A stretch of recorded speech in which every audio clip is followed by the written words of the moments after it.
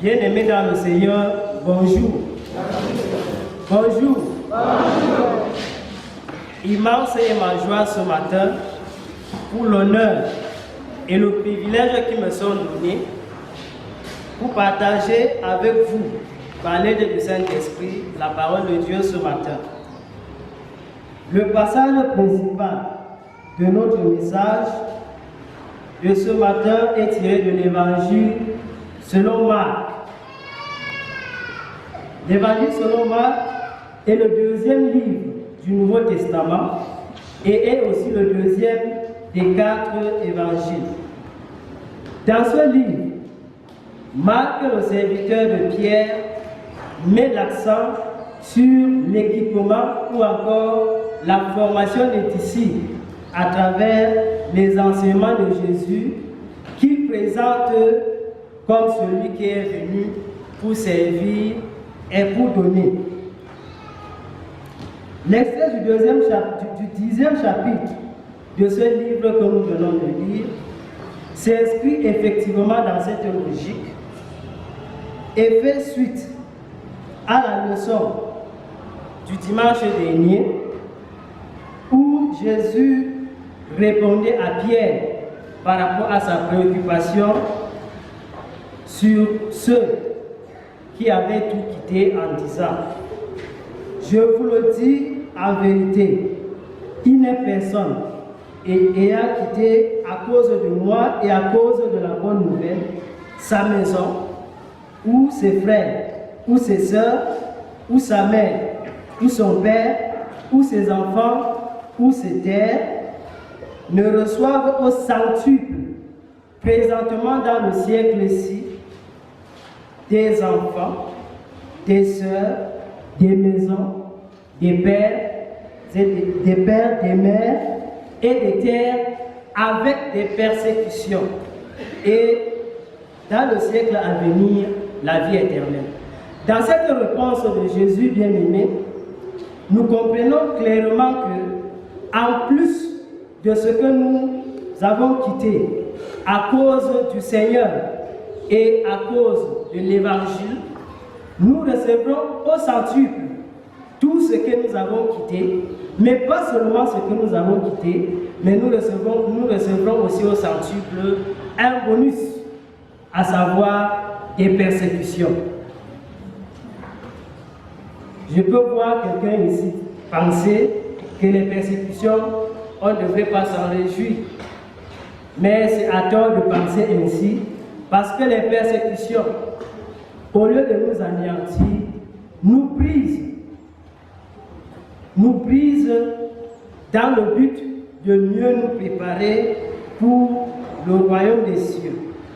C'est pourquoi nous avons choisi de placer notre message de ce matin sous le thème « Briser pour être honoré ». Bien-aimé, renonce à toi-même et laisse l'Éternel te briser si tu veux être honoré par lui. Lorsqu'ils étaient en chemin pour monter à Jérusalem, Jésus prit avec lui ses disciples pour les entretenir sur les circonstances de sa mort et de sa résurrection. En le faisant, il voulait certainement leur faire comprendre ce pourquoi il devait passer pour rentrer dans la gloire auprès du Père. Aussi, par la même occasion, il voulait faire comprendre à ses disciples qu'il y a un prix à payer pour accéder à la gloire. Bien-aimés, les souffrances et la mort vers lesquelles Jésus marchait devraient remplir le cœur de ses disciples de la compassion. Ils devraient être tristes de savoir qu'ils allaient bientôt être orphelins de leur maître. Malheureusement, ce n'était pas le cas.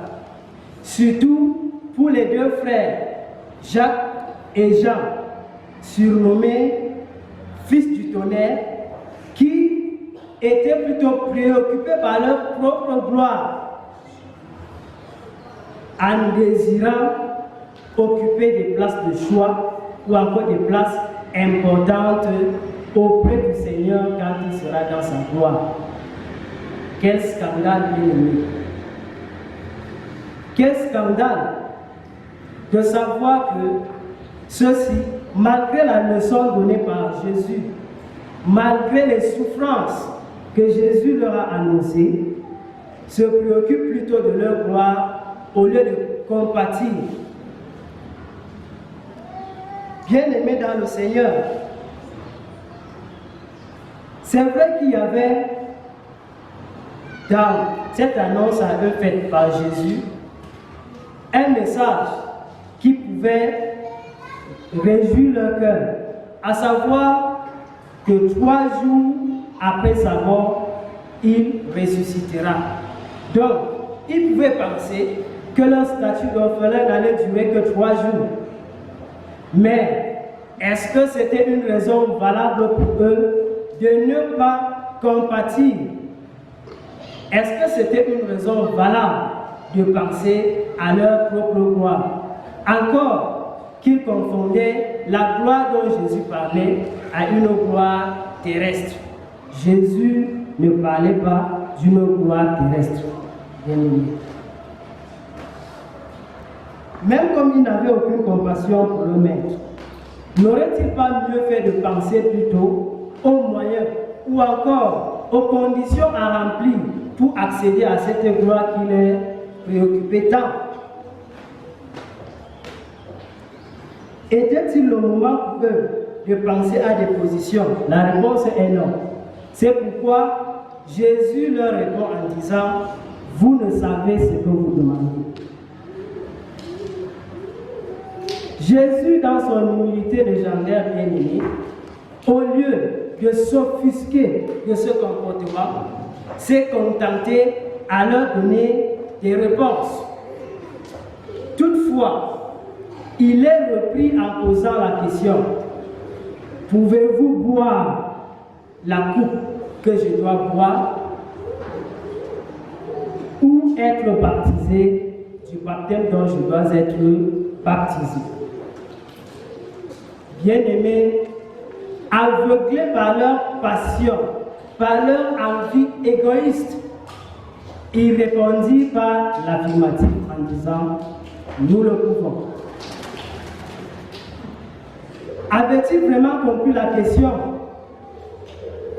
Avait-il compris de quoi Jésus parlait?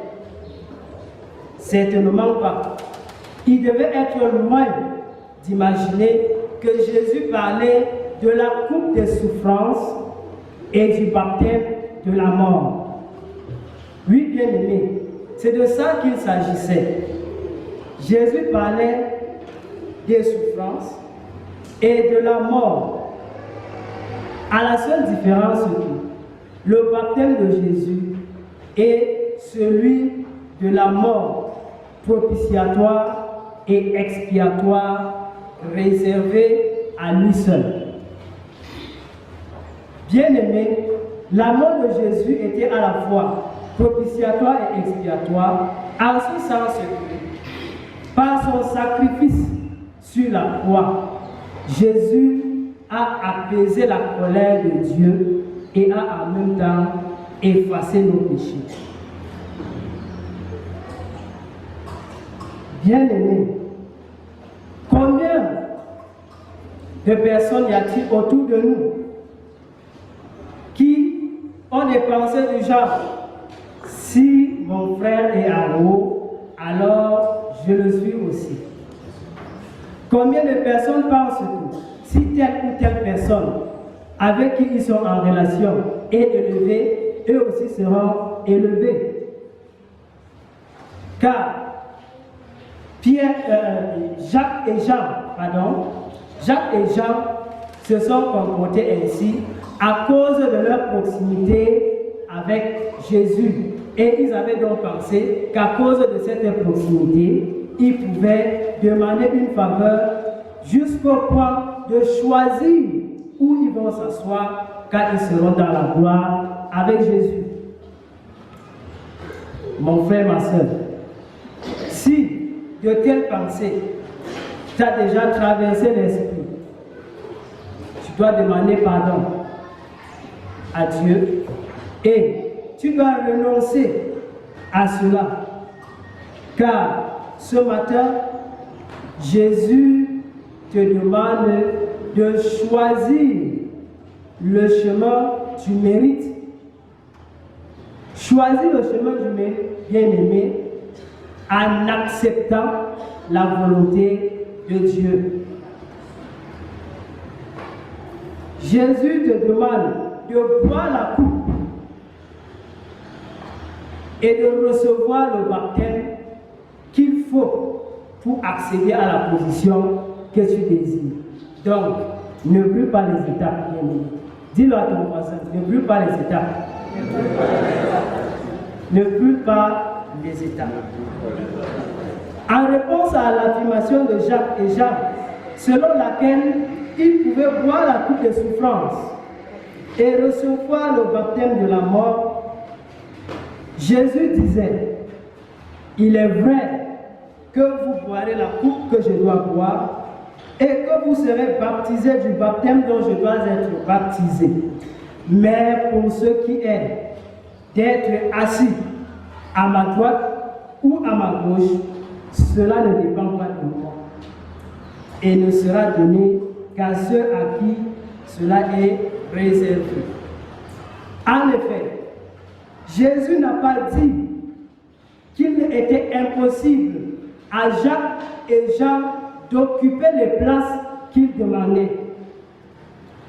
Mais il avait clairement démontré que ces places étaient réservées à ceux qui les auront méritées. Et s'il arrivait que Jacques et Jean ne soient pas ceux qui ont mérité ces places, qu'ils n'allaient pas changer et les leur donner, mais ces places seront données à ceux à qui cela est réservé. Ainsi, bien-aimé, Jésus n'a pas cédé à la tentative de corruption, appelons ça comme ça, de Jacques et Jean qui voulaient négocier pour occuper des places dont ils ne connaissaient même pas les modalités pour accéder à ces places. En fait, bien-aimés, nous pouvons penser que Jacques et Jean, les fils de tonnerre, étaient sincères dans leur réponse selon laquelle ils étaient prêts à boire la coupe et à recevoir le baptême. Car ils sont tous deux morts en martyrs pour le service de leur maître. En fait, Jacques fut le premier des 12 à mourir pour son maître. Il a été décapité par le roi Hérode pendant l'arrestation, au moment de l'arrestation de Pierre. Et Jean est le dernier à mourir. Il est celui-là qui a eu le plus de longévité au service du Maître. Il a connu les persécutions jusque dans sa vieillesse. Il a été en exil à l'île de Patmos où il a reçu la révélation d'écrire le livre d'Apocalypse.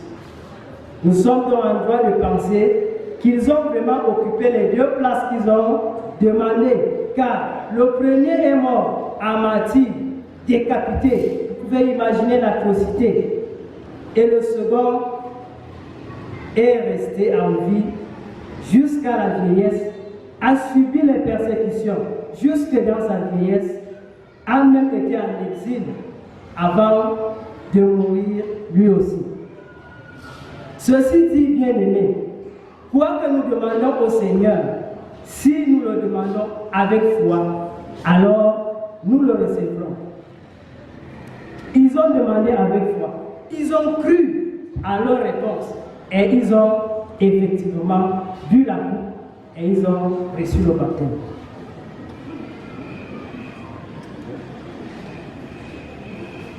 Bien-aimés dans le Seigneur,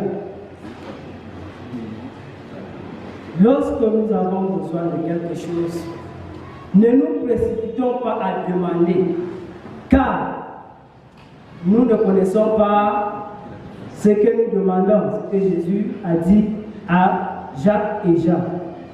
Nous devons nous laisser aider par le Saint-Esprit afin que nous demandions ce qu'il convient de demander. Et en faisant ainsi, nous allons demander avec foi. Et nous le recevrons car Jésus a dit dans Marc chapitre 11 verset 24 que tout ce que vous demanderez en priant, croyez que vous l'avez reçu et vous le verrez s'accomplir.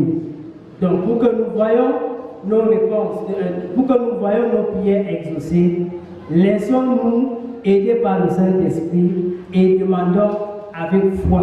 Croyons que nous allons recevoir ce que nous demandons. Amen. Au Seigneur,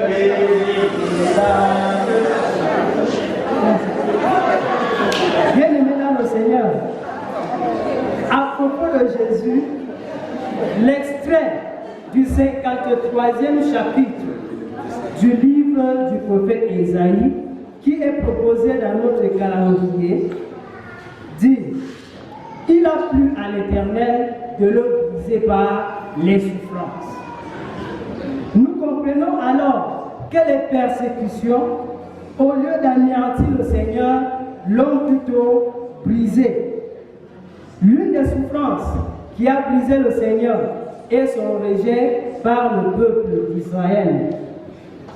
Ce peuple qui est l'élu de Dieu et qui représentait ici-bas le temple spirituel de Dieu. En rejetant le Messie, ce peuple a perdu cette qualité. Et Dieu a donc voulu bâtir un nouveau temple. Et ce nouveau temple, c'est l'Église, corps du Christ, où Jésus-Christ est présenté comme la pierre angulaire sur laquelle repose cet édifice. Bien-aimés, en sortant du péché par le salut en Jésus-Christ, nous devenons des pierres vivantes. Et par conséquent, nous avons besoin d'être brisés afin que Dieu nous donne la forme qui sied à notre position dans cet édifice. Nous devons nous laisser briser par Dieu, bien-aimés, afin que nous puissions œuvrer pour entrer dans le royaume et siéger ou encore habiter avec Jésus-Christ, notre modèle. Après être brisé, Dieu dit de Jésus à travers le prophète Ésaïe qu'il verra une postérité et prolongera ses jours. L'œuvre de l'Éternel prospérera entre ses mains, il justifiera beaucoup d'hommes et il se chargera de leurs iniquités. À travers ces paroles prophétiques, nous comprenons que Dieu a brisé notre Seigneur par la souffrance dans le but de l'honorer. C'est pourquoi il lui a attribué la gloire de devenir souverain sacrificateur pour toujours. Bien qu'étant entré dans tout ce qui comporte la condition d'homme ici-bas, Jésus-Christ, Fils de Dieu, a été un homme parfait, sans péché. C'est d'ailleurs ce qui fait de lui un sacrificateur pas comme les autres. C'est pourquoi nous pouvons dire qu'il n'est pas seulement un sacrificateur, mais un grand souverain sacrificateur. Après être livré, ou encore après avoir livré sa vie pour le péché, Jésus, le grand souverain sacrificateur, n'est pas entré dans un sanctuaire dressé par les mains d'un homme, comme le faisait Aaron et les souverains sacrificateurs de l'ancienne alliance. Mais il est monté au-dessus des cieux. Il est entré en la présence de Dieu, couronné de gloire et d'honneur, avec un nom élevé au-dessus de tout nom. Il s'est assis à la droite du trône de la majesté de Dieu, comme ministre du sanctuaire et du véritable tabernacle qui a été dressé par le Seigneur et non par un homme. Ayant été tenté comme nous en toutes choses, sans commettre de péché, bien aimé, Jésus compatit à nos faiblesses. Par sa mort sur la croix, il a fait propitiation pour la colère de Dieu, sur nous, en lavant nos iniquités. Il a attiré la faveur de Dieu sur nous par son sacrifice sur la croix et en même temps, il a expié nos péchés. Bien-aimés, laissons-nous donc briser et suivons le chemin qui a été tracé pour nous par Jésus-Christ notre Seigneur, qui est le premier-né du royaume des cieux, qui dit lui-même dans Marc, le chapitre 8, verset 34, « Si quelqu'un veut venir auprès de moi, qu'il renonce à lui-même, qu'il se charge de sa croix et qu'il me suive. » Suivons notre Sauveur. Marchons sur les pas de notre Seigneur, que l'Éternel a brisé par la souffrance, pour qu'il soit honoré et devienne le grand souverain sacrificateur qui s'est lui-même offert en sacrifice pour apaiser la colère de Dieu en effaçant nos péchés, afin que, par la foi, nous puissions accéder dans le royaume. Bien-aimés, mettons-nous au service de notre Seigneur et des autres, afin que nous soyons honorés par Dieu, car le Seigneur dit, « Si quelqu'un me sert, le Père l'honorera. » Que l'Éternel nous brise et qu'il fasse de nous de véritables serviteurs et de véritables servantes. Qu'il nous donne de nous approcher avec assurance du trône de la gloire, afin d'obtenir miséricorde et de trouver grâce pour être honoré. Amen.